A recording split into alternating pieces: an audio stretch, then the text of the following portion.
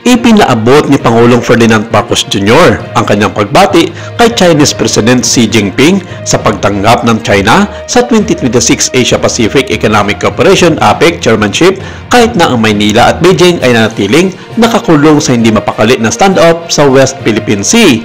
Nagbahagi sina Pangulong Marcos at Xi Jinping ng China ng maikling pagkakamay sa simbolikong turnover na seremony sa Wabik International Convention Center sa Gyeongju, South Korea, kung saan formal ay binigay na outgoing APEC Chair Lee Jae-myung ang mga tungkulin sa pag-host sa China sa pagtatapos ng 2035 Summit. Ayon sa China's state-owned media na The Global Times, isa di mano itong pagpapakita na seryoso ang Pilipinas na pag-usapan ng isyu sa pagitan ng dalawang bansa sa sigalot sa South China Sea at sa iba pang mga aspeto kabilang na ang kalakalan at kultura. At maraming mga eksperto ang nagsasabi na handa o mano makinig at makipag-ayos ang China sa usaping ito. Sabi ni Pangulong Marcos,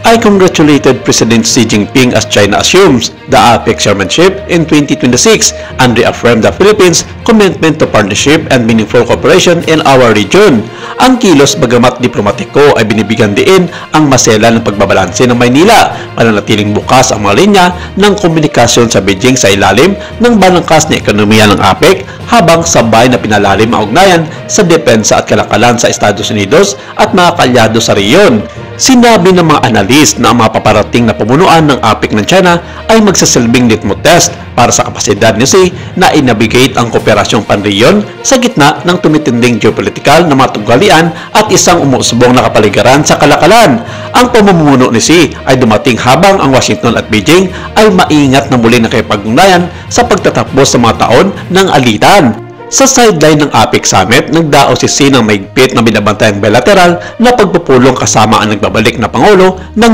US na si Donald Trump, ang kanilang unang in-person encounter mula nang sumiklab ang tensyon sa kalakalan, teknolohiya at mga issue sa seguridad.